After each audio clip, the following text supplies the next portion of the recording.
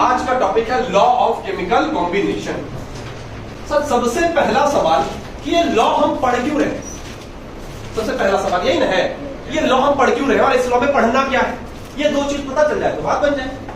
तो एक बात बताना, एलिमेंट्स जब कंबाइन करते हैं ना, एलिमेंट्स जब कंबाइन करते हैं तो क्या बनाते हैं भाई? एलिमेंट्स जब कंबाइन करते हैं तो क्या बनाते हैं? कंपाउंड्स बनाते हैं। तो ये कंपाउंड बनने का कुछ नियम तो होगा ना, कि नहीं होगा? होगा। तो टोटल 5 लॉ है। कितने लॉज है जो आपको पढ़ने हैं? और ज्यादा भी होता है, लेकिन आपको कितना पढ़ना है? 5। एलिमेंट्स जब कंबाइन करते हैं तो क्या बनाते हैं भाई? कंपाउंड। इसको ना ब्याह शादी जैसा समझो। जैसे ब्याह शादी जब होता है तो उसके 7 नियम होते हैं, 7 वचन होता है कि नहीं होता है? होता है ना भाई? कौन कौन सा वचन होता है? हाँ। तो 4-5 हमको याद है, बताते हैं। पहला वचन होता है कि क्या होता है? ना शादी में जाकर 2 काम करने के अलावा खाना खाना और उसके अलावा कौन कौन शादी देखे हैं? सब जहां शादी होता बैठे हैं कभी? चलो, तो पहला वचन जो होता है, याद आ गया। पहला जो वचन होता है वो होता है कि लड़की ना वचन मांगती है कि आप जो है कहीं भी जाए, तीर्थ स्थल पे जाए, घूमने या कहीं भी जाए, तो मुझे साथ साथ लेकर जाए। अगर आपको मंजूर है तो मैं आपके वामान में आने के लिए तैयार हूं, मतलब आपके साथ रहने को तैयार हूं। पहला वचन। दूसरा वचन होता है, देखो शादी के नियम है, सब नहीं मानोगे। जैसे होता है ना, कबूल है कबूल है कबूल है। कोई कहते कि कबूल नहीं है तो जा, सब खर्चा बेकार। दूसरा वचन क्या है कि सर वो लड़की मांगती है उससे, लड़के से, कि मैं अपने माता पिता की जितनी इज्जत करती हूँ, आपके माता पिता की उतनी इज्जत करूंगी और आपको भी मेरे माता पिता को उतना ही इज्जत करूंगी। ये भी वचन होता है। तो लड़का मन में हंसता होगा। आ जाओ पहले आओ। अच्छा, तो ऐसे ही करके शादी के टोटल 5 वचन, 7 वचन। जब दो लोग एक साथ आते हैं तो एक दंपति बनते हैं भाई, है ना? समझना एकदम कॉन्सेप्ट ऐसे समझेंगे ना कि याद रहे, हंसी मजाक करते हैं। एलिमेंट्स जब कंबाइन करेंगे तो क्या बनेगा? वैसे ही जब 2 लोग मिलते हैं तो एक कपल बनते हैं। उसके 7 नियम है, तो इसके कितने नियम है? 5 लॉ। टोटल 5 लॉज है इसके, 5 लॉ। सबसे पहला लॉ क्या है भाई? आओ समझते हैं। सबसे पहला लॉ है law of conservation of mass. Law of conservation of mass. अब भाई इनका शादी ब्याह हो रहा है, पहला लॉ है यही है कि क्या कह रहा है एक दूसरे से? सुनो, matter can neither be created nor be destroyed. क्या कहता है ये law? Matter can neither be created nor be neither be created nor be.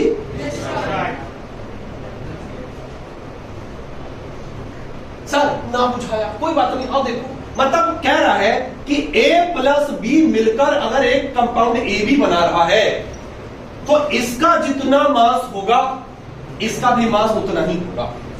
कोई दिक्कत? इसको रिएक्टेंट कहते हैं ना। मतलब मास ऑफ रिएक्टेंट किसके बराबर होगा भाई? Mass of product. यही है इसके शादी का पहला नियम कि भाई साहब एलिमेंट्स जुड़ के कंपाउंड बना रहे हैं, इस केस में मास चेंज नहीं होगा। समझे?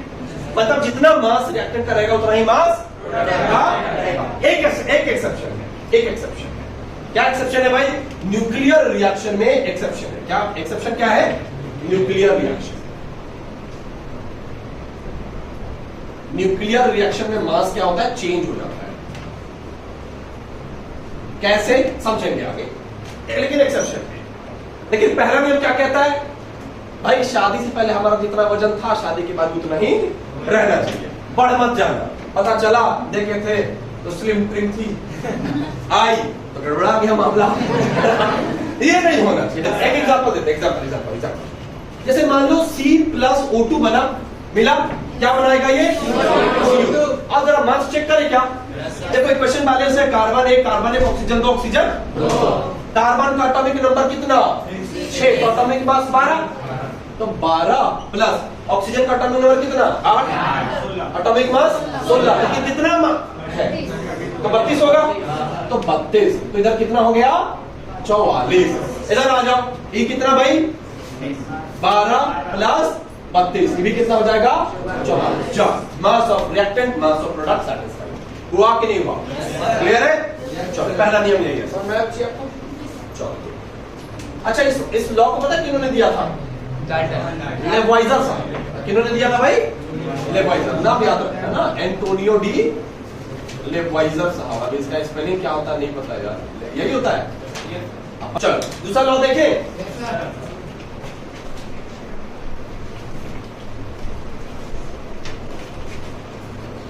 दूसरा लॉ में देखिए, law of definite proportion. Definite proportion, law of definite proportion. ये लॉ क्या कहता है भाई? ये लॉ क्या कहता है जरा ध्यान से समझना। पहला लॉ था कि भाई साहब जो रिएक्टेंट का मास होगा वही मास क्या होगा, मतलब मास can neither be created nor be destroyed. Clear? दूसरा लॉ क्या कहता है समझना, दूसरा लॉ ध्यान से समझना। दूसरा लॉ कहता है कि एक काम करो, आप अगर मास का रेशियो देखो, आप जैसे मान लो वाटर लिया, कहां कहां का लिया भाई, तो ऐसे समझो कि हमने एक रिवर वाटर ले लिया। क्या लिया? फिर ओशियन का वाटर ले लिया, फिर नाली का पानी ले लिया, और क्या ले सकते हैं, चापाकल, तो टैप वाटर ले लो, कुआं का पानी ले लो, जहां जहां का पानी लेना है। आप किसी भी जगह का पानी ले लीजिए, किसी भी जगह का, सबका जो मास का जो रेशियो है ना फिक्स होता है। जैसे कि वाटर का मास का रेशियो कितना होगा भाई, बताइए पहले देखिएगा। वाटर H2 कितना है, 2 है, तो 2:16 होता है, तो 1:8 होगा, 1:8 होगा, 1:8 होगा। मास का रेशियो यही ना है, 1:8। अभी जो वाटर का 1:8 जो मास का जो रेशियो होता है, रिवर का भी वही होगा, ओशन का भी वही होगा, नाली के पानी का भी वही होगा, टैप वाटर का भी वही होगा, सबका वही होगा। क्या समझे कि हम सर एलिमेंट्स जुड़ के कंपाउंड बना रहे हैं। पहला लॉ था कि मास बराबर होगा रिएक्टेंट प्रोडक्ट दोनों का। दूसरा लॉ क्या हुआ, कहीं का भी पानी ले लो, कहीं कोई कंपाउंड ले लो, कहीं का भी ले लो, सबका मास रेशियो क्या रहेगा, फिक्स रहेगा। कोई दिक्कत है क्या? मास रेशियो क्या रहना है, फिक्स। ये दूसरा नियम है। चलो तीसरा लॉ जो है ना, ये बड़ा मजेदार हुआ, तीसरा लॉ भी बड़ा मजेदार हुआ। चलो ये है लॉ ऑफ मल्टीपल प्रोपोर्शन। क्या है भाई? Law of multiple proportion. और इसको दिया था डाल्टन साहब ने। किन्होंने दिया था? डाल्टन साहब। Law of multiple proportion. सुनिएगा ये क्या कहता है ये लॉ, बड़ा मजेदार सा लॉ है। मान लो कि कार्बन और ऑक्सीजन मिला है, समझना समझना समझना, तो ये ना सर एक से ज्यादा कंपाउंड बना सकता है सर। जैसे कि कार्बन डाइऑक्साइड और कार्बन मोनोऑक्साइड बनाता है कि नहीं बनाता है? दो लोग मिले एक से ज्यादा कंपाउंड बना रहे। सर एक और उदाहरण दो सर, जैसे कि हाइड्रोजन ऑक्सीजन मिला, क्या बनाता है, H2O बनाया और H2O2 भी बना दिया। अगर आप गौर से देखो, अगर एक व्यक्ति की दो शादी हो रही है तो उस दोनों शादी में कोई एक व्यक्ति कॉमन होता है कि नहीं होता है? होता है ना। वैसे ही देखो, अगर दो लोग मिलकर दो से ज्यादा कंपाउंड बना रहे हैं, देखो कोई एक कॉमन होगा। अरे है कॉमन कि नहीं है? देखो कोई एक कॉमन है, लेकिन बाकी बदल रहा है कि नहीं बदल रहा है? तो ये लॉ क्या कहता है, ध्यान से समझना, कि जब दो एलिमेंट्स मिलेंगे और दो एक से ज्यादा कंपाउंड बनाएंगे, सॉरी एक से ज्यादा कंपाउंड बनाएंगे, तो जो कॉमन रहेगा ना, जो फिक्स रहेगा, उसको छोड़ दो, वो तो फिक्स है। लेकिन इसके अलावा जो रहेगा ना, वो सिंपल होल नंबर रेशियो में रहेगा। किसमें रहेगा? समझाइए। जैसे ऑक्सीजन यहाँ पे 16 दूनी 32 ग्राम है, और यहाँ पे ये 16 ग्राम। रेशियो निकालो, 2:1 का रेशियो आया कि नहीं आया? ये सिंपल होल नंबर रेशियो है कि नहीं है? अरे है कि नहीं भाई? अच्छा सर यहाँ पे ऑक्सीजन ये 16, यहाँ पे 32। सर इसका सिंपल होल नंबर रेशियो 1:2 आया कि नहीं आया? आया कि नहीं आया? इसका रेशियो सेम रहेगा जो कॉमन है। जो अलग अलग है भाई, जो कॉमन नहीं है वो सिंपल होल नंबर रेशियो में रहेगा। कोई दिक्कत नहीं। पहला law of conservation of mass, mass of reactant mass of बराबर। दूसरा law sir law of definite proportion, मतलब मास परसेंटेज अगर आप देखो, मास प्रोपोर्शन देखो तो क्या रहेगा? वो फिक्स रहेगा, चाहे वो कहीं का भी पानी ले लो। कोई दिक्कत है? कहीं का भी अमोनिया ले लो तो मास रेशियो फिक्स रहेगा।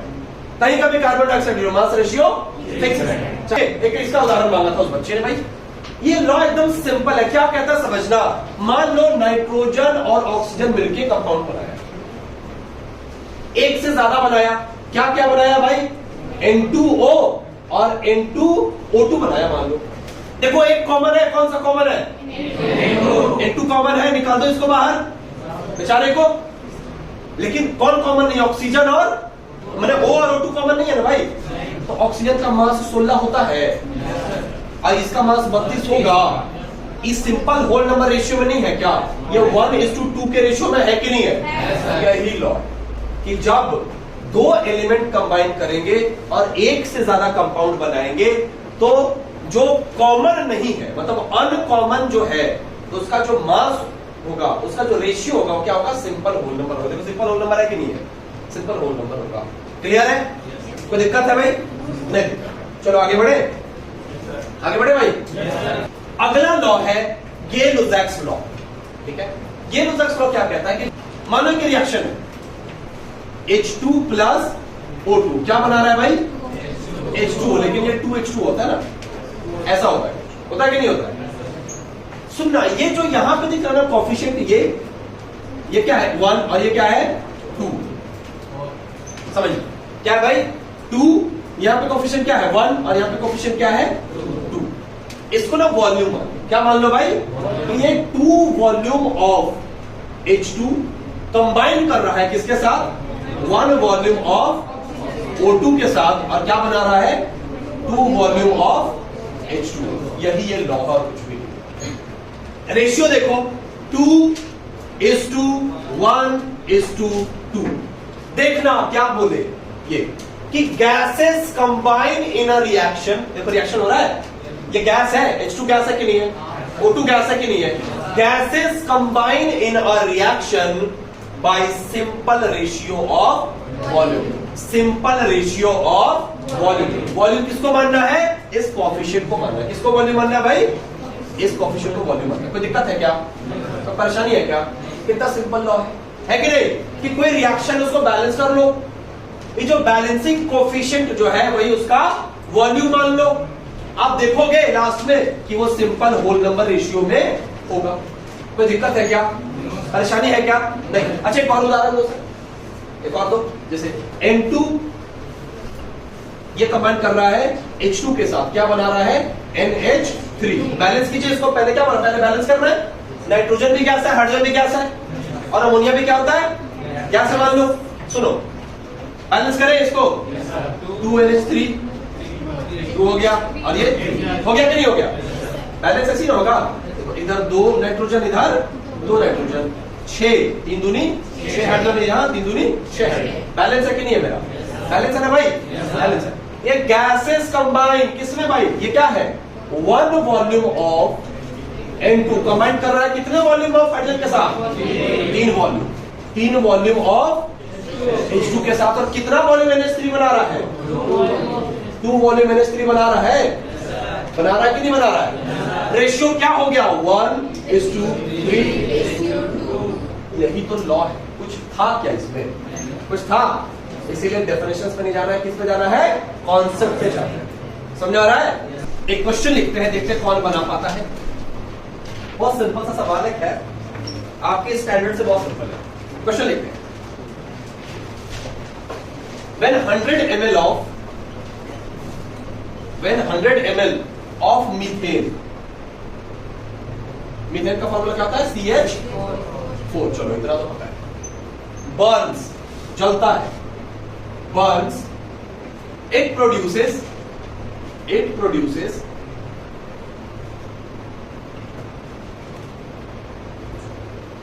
CO2 and H2O। क्या रहा है? find volume of O2 required and the CO2 produced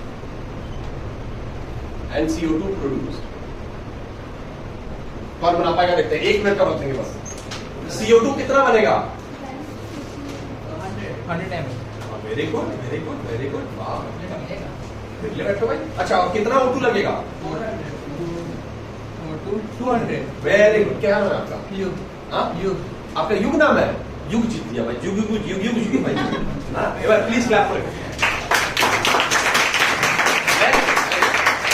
एक बात बताएं, एक सिंपल सा चीज है, आप लोग प्रेशर मत लेना।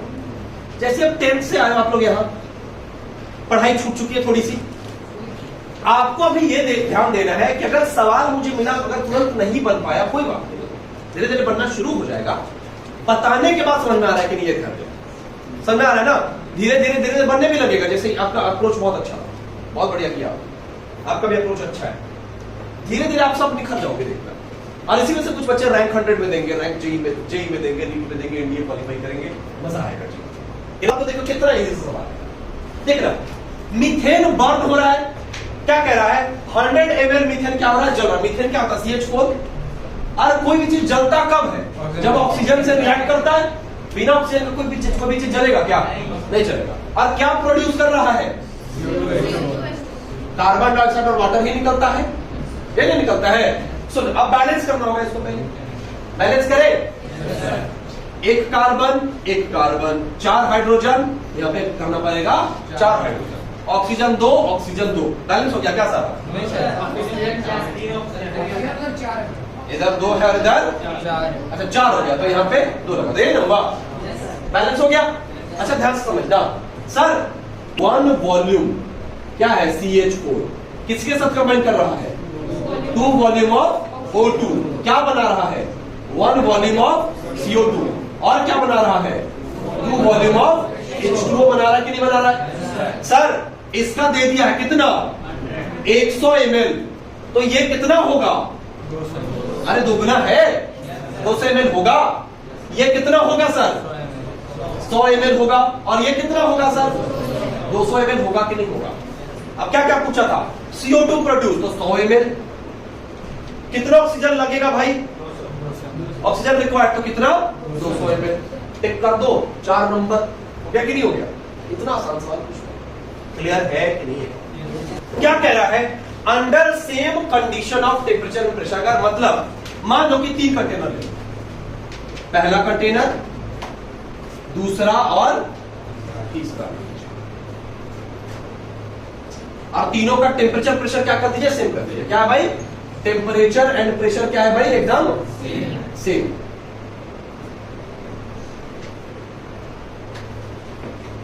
और वॉल्यूम इक्वल, जैसे 1 वॉल्यूम है, मान लो 1 वॉल्यूम कितना है? वॉल्यूम 1 1 लीटर मान लो, 1 लीटर मान लो, जो मानना मान लीजिए, है ना? कहता ये है लॉ कि अगर टेम्परेचर और प्रेशर सेम है और वॉल्यूम इक्वल है, तो अगर अलग अलग गैस भी होगा ना, तो नंबर ऑफ मॉलिक्यूल सेम। जैसे कि एक में ले लो N2, एक में ले लीजिए H2, एक में ले लीजिए O2। अलग अलग गैस है कि नहीं है? सब में नंबर ऑफ मॉलिक्यूल्स जो होगा क्या होगा भाई? नंबर ऑफ मॉलिक्यूल्स क्या होगा? सब में सेम होगा। क्या होगा भाई? सेम होगा। कहता ये लॉ ये है कि अगर टेम्परेचर और प्रेशर सेम कर दीजिएगा और वॉल्यूम इक्वल ले लीजिएगा, तो अलग अलग गैस का भी नंबर ऑफ मॉलिक्यूल क्या होता है? सेम होता है। कोई दिक्कत है? नंबर ऑफ एटम अलग अलग हो सकता है, नंबर ऑफ एटम क्या हो सकता है, लेकिन नंबर ऑफ मॉलिक्यूल्स क्या रहेगा? सेम। देखो यहां हम O3 गैस अगर ले लेते, O3 ले लेते, समझदार O3, तो इसमें कितने एटम है? 3 ऑक्सीजन के एटम है कि नहीं है? लेकिन मॉलिक्यूल एक ही है कि नहीं? एक ही मॉलिक्यूल है ना। देखो इसमें 2 हाइड्रोजन के एटम है कि नहीं है? लेकिन मॉलिक्यूल कितना है? इसमें 2 नाइट्रोजन के एटम है कि नहीं है, लेकिन मॉलिक्यूल कितना है, तो मॉलिक्यूल हमेशा सेम रहेगा। क्लियर?